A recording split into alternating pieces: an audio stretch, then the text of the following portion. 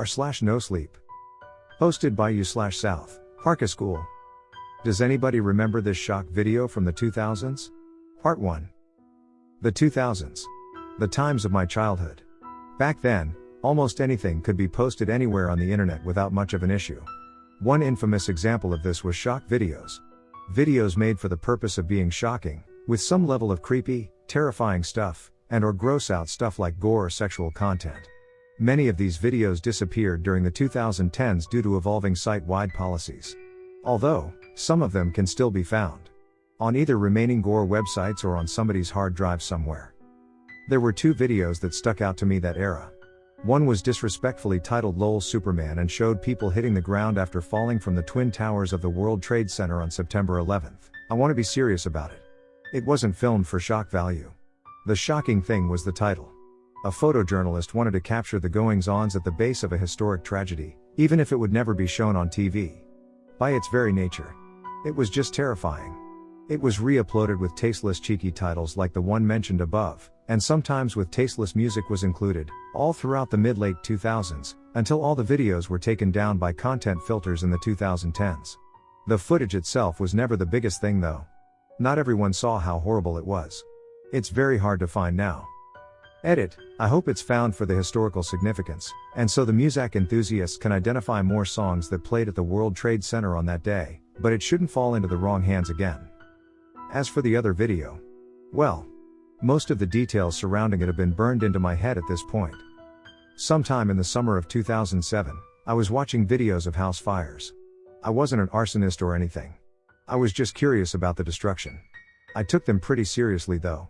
Even as a kid. As I watched through about a dozen videos, I came across some videos with odd titles. Titles like "We Didn't Start the Fire" and "Man Turns Red." I watched some of the videos, including those two, both of which well represented the odd videos in general. The former of the two was a video taken in a hallway of an office or apartment building. Dark smoke billowed out of every room. It included the cameraman looking into each of the rooms and filming flaming furniture, and the song "We Didn't Start the Fire" playing over it. The latter video was of a flaming person running down an empty road.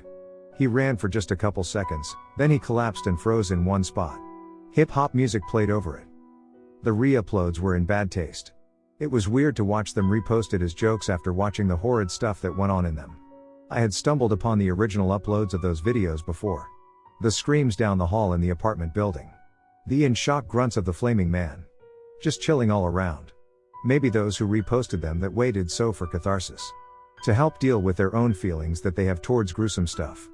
But that was less likely, considering the trend of shock humor at the time, which I knew there was a line for after watching those re-uploads not too long after watching the chilling original uploads. After scrolling almost seamlessly, avoiding the videos with LOL or LMAO in their titles, I saw a video titled "Something in Fire.mp4" that had an image of a nighttime house fire in its thumbnail. I clicked on it, hoping I'd see a normal video that wasn't posted for shock value. It began in the backyard of a two-story suburban house. There were 3 visible windows on both floors. Flames could be seen in 2 of the left and right upper floor windows, but nothing could be seen in the middle one. Blinking red lights from fire trucks could be seen in the spaces between houses. The cameraman stepped up to the back door and opened it. He just walked into the house despite there being a fire inside. Maybe he was a firefighter, but he should have been working on putting the fires out if he were. He stepped by the living room. Smoke billowed down from some nearby stairs and moved across the ceiling. The cameraman moved towards the staircase. Murmuring voices could be heard coming from a nearby room. It sounded like multiple people were speaking at once, so I couldn't make out any words. The cameraman moved up the stairs, coughing again and again as he ascended to the upper floor of the house.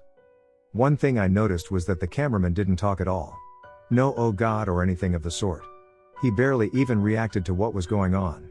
He only coughed a few times. He even grunted once. But he didn't react in any other way or any more than that. It was weird that he was in the house at all. There was smoke all over the place and he wasn't choosing to get away from it. In fact, it felt weird enough that a chill ran down my spine. Why was he walking into a burning house?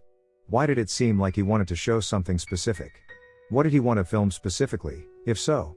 I couldn't assume it was something scary, so I watched on, curious about what the cameraman wanted to film. After he made it to the upper floor, he stepped down the hallway until he got to the door at the end. The one to his right. He opened the door. The sight was dreadful. The bed was up in flames, with the blankets pretty much charred and melted away. Luckily, nobody seemed to be laying in it. The flames had spread across the left side of the room. All over the dresser, picture frames, lamp, and bedside table. The camera panned to the right. When the light adjusted, a hand could be seen sticking out of the closet. In between the wall and the partly open wooden slider door. The cameraman stepped up to it and slid the door open. A man stepped out. He looked to be in his early 20s. I wanted to say he was human, but he clearly wasn't. Something was off about him. His skin bulged out in multiple places, as if it wasn't attached to his body and was fake. Some of the bumps were moving too. As if spiders were crawling under his skin. The entire sight sent chills down my spine.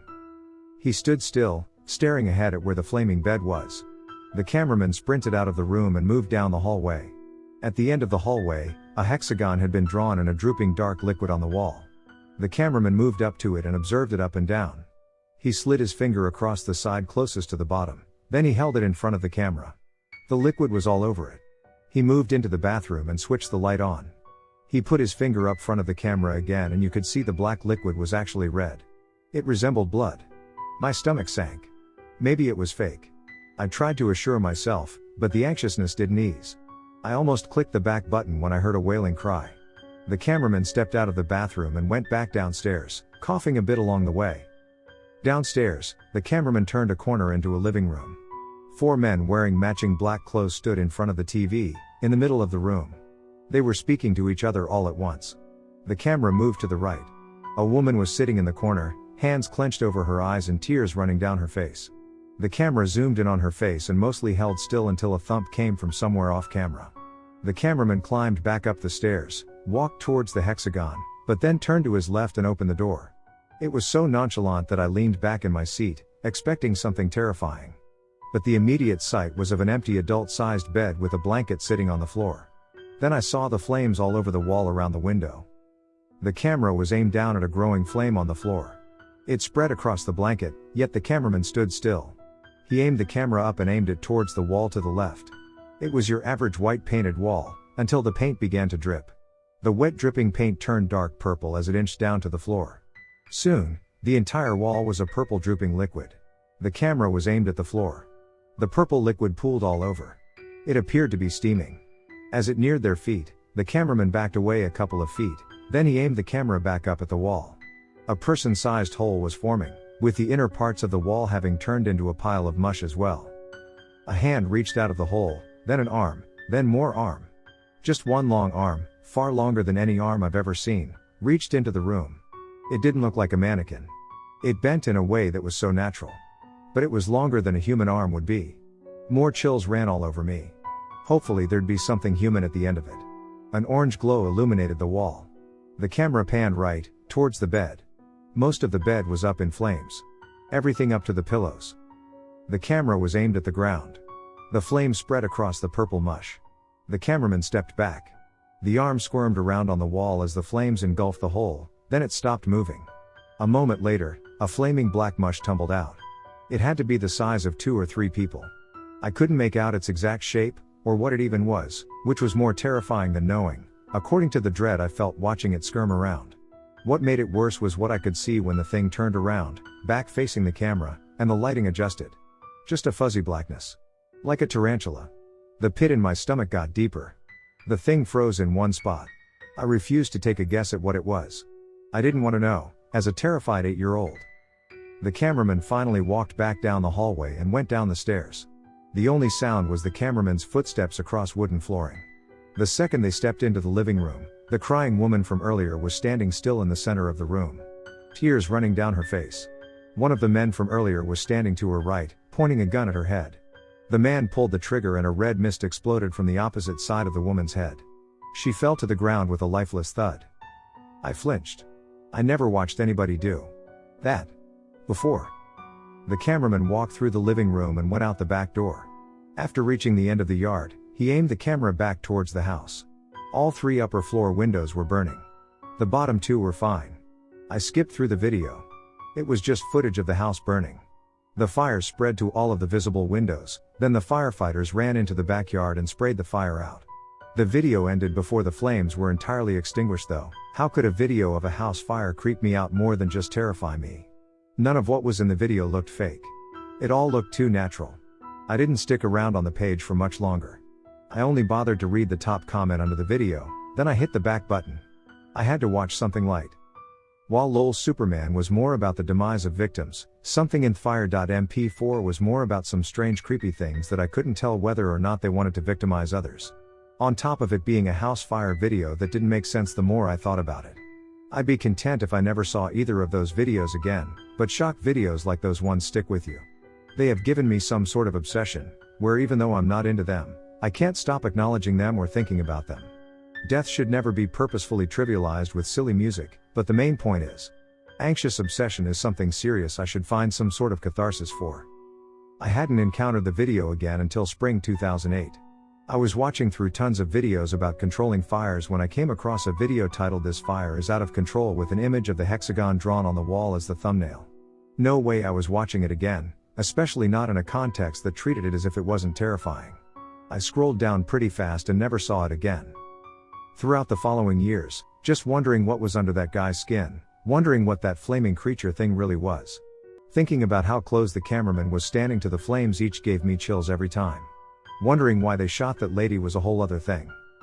Shock videos, particularly the horrible and horrifying ones, but the actual videos themselves regardless of whether or not they were posted for shock value, have always piqued my non-interest anxious obsession. There really needs to be tighter filters so this stuff stops popping up as unrelated search results. Anyone else ever just cover the thumbnails when you know one of those videos are going to pop up but you want/need to search for something else? By now, I've become desensitized to my memories of watching the video. I wanted to watch it again for some kind of closure. Over the past month, I scoured YouTube, but couldn't find it. On Google, I used advanced search operators like quotation marks to look for discussion threads about the video, but nothing came up. It wasn't infamous or anything. It only had 200-something views. Maybe it was wiped from the internet, like with LOL Superman and many other shock videos. But who knows, maybe I'm better off not watching it again. October 17, 2022 update. Somebody messaged me claiming they saw a clip of Something in Fire.mp4 in a, now deleted, compilation video. Hi, I read your post about that lost video where weird things were found in a house fire. I saw a clip of that video in a compilation video I reacted to back in 2007. I remember the chilling shriek before the cameraman went downstairs and recorded the woman's death. My reaction video only reached 2,000 views and eventually got removed around 2013 or so for its graphic content. I'm going to take a look through my hard drive to see if I kept my reaction or not. As for original upload of the compilation video, it was on YouTube for some time before being deleted by its owner, going by the message I saw when I found the link in my activity history and opened it back in 2014. I haven't been able to find any re-uploads of it, but if I find my video, I'll send it to you. I might provide timestamps in case you don't want to see the other clips. Hopefully, you'll get closure. Maybe if this video can't be found, then that LOL Superman video can be found. Maybe your post will help spread the word about it, as the search for it has already taken off. But as for Something in Fire, I never would have thought the full video would be that weird. Now I want to watch the full thing to see that stuff for myself. Hopefully we'll find it. November 11, 2022 update. He confirmed to me he doesn't have the video. April 25, 2023 update. Posted by you/SouthParkiscool. Update on the lost Something in Fire shock video from the 2000s. Part 2. The weird video I couldn't understand, the one with the troubled looking teen, the weird arm, and somebody being shot dead, that scared me as a kid still hasn't been found, but I might be getting closer to finding at least a trace of it. Something in Fire.mp4 was infamous to me as a kid, so I won't stop searching for it. Its unexplainable creepiness has always captivated me. It's been 7 months since I last posted about it, and finally somebody reached out and gave me a lead. I received a private message from a fellow Redditor. At first, I thought it was going to be work related. Hi. I remember that video. It was the video that taught me what it looks like when somebody gets shot in the head. I would also like to know exactly what was going on in that house. Who was that boy? What was that arm? Anyway, I have something to ask you. Did you watch the other videos on his channel back then? Or just that video? I was happy to find out yet another person had seen the video, but there was a heavy feeling in my gut as I recalled the video. I responded quickly. Just that video. I didn't think of watching anything else on his channel. I was hyper-focused on that one video. 10 minutes later, he responded. Well, I did.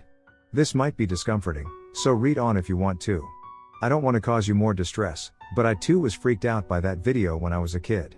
I was 8, and it was the beginning of 2008. After watching Something in Fire, I went to his channel out of morbid curiosity. Like when you don't want to look but feel tempted to anyway. It's the call of the abyss. Well, I acted on it.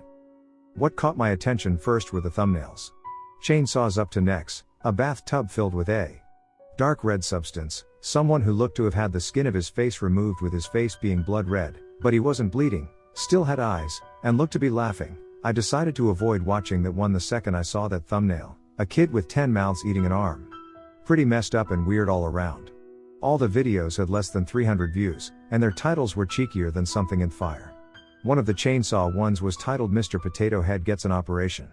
The bath one was titled Bloodbath, the third one was titled Where Sourface.mp4 and the fourth one was titled Dragonchild Must Stay Home, which of course was tamer like Something in Fire. You probably think I was going to watch the Dragonchild one, which, to be honest, gave me the creeps as soon as I saw it, but the one I chose to watch was the latest one on the channel at the time. Its thumbnail photo was of a young-looking man staring out of one of the windows of a neighboring house. What captivated me was his appearance. He had stitches around the perimeter of his face. 2 lines of purple skin formed 2 separate rings on either side of the stitched circle. The boy had a fearful and conflicted expression on his face that sent chills down my spine. I guess it was that he looked like a kid in need that stimulated my curiosity. The video began with your average white text on a blue background. The text went something along the lines of, "This kid has been staring out his window for an hour every day. Usually around 5 p.m. The video showed the kid staring out his window. The cameraman zoomed in, then out. The person filming opened his own window, then asked the kid if he wanted something. He didn't respond. The text came back, stating they went over and knocked on the front door. That one of the kid's parents answered, then the cameraman asked them about their kid, then they told him their little boy just liked to stare off into space.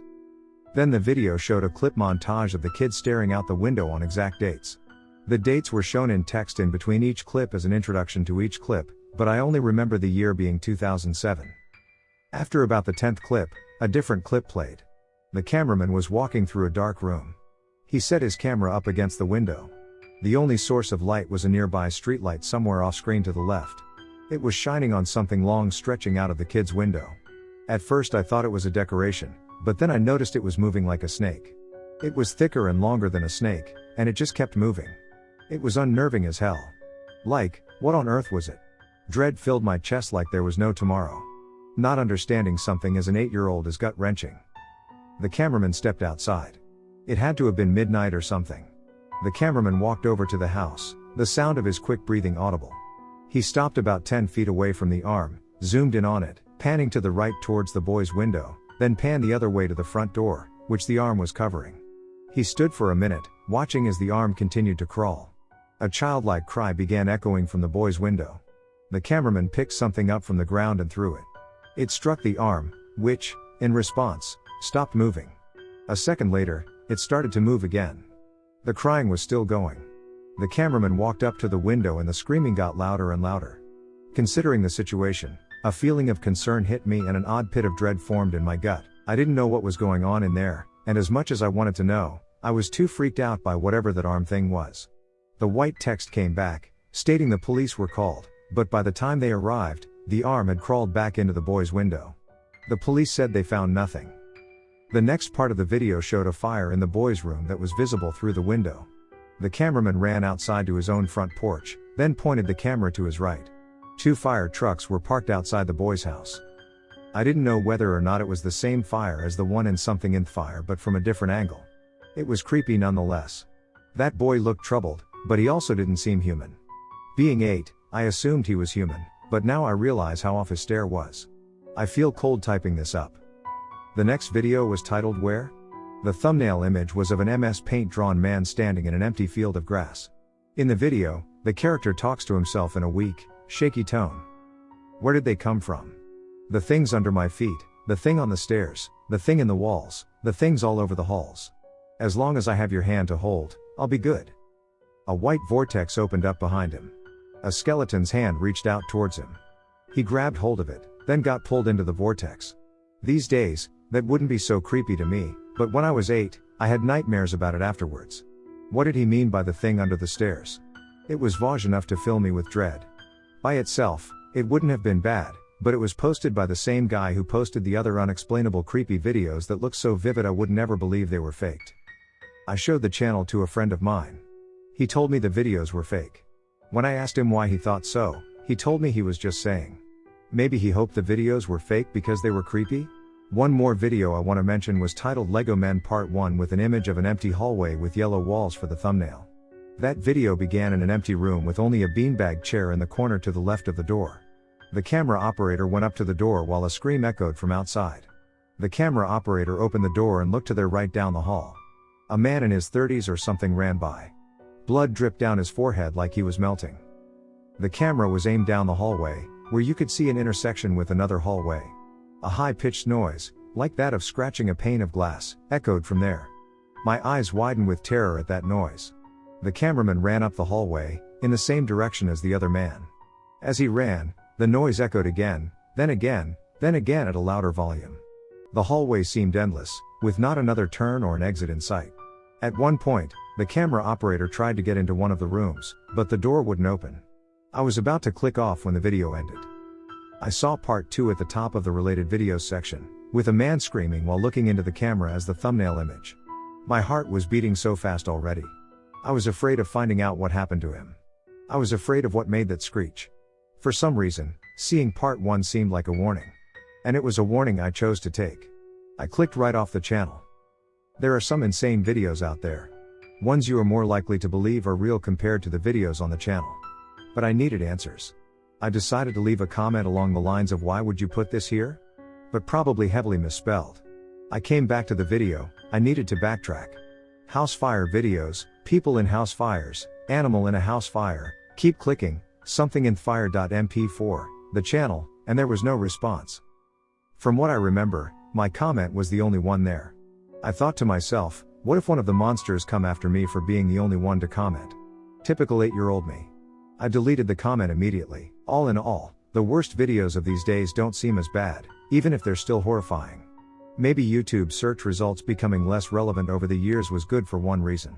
The rabbit holes aren't as deep as they used to be. Anyway, I hope you find the video so you can get some closure.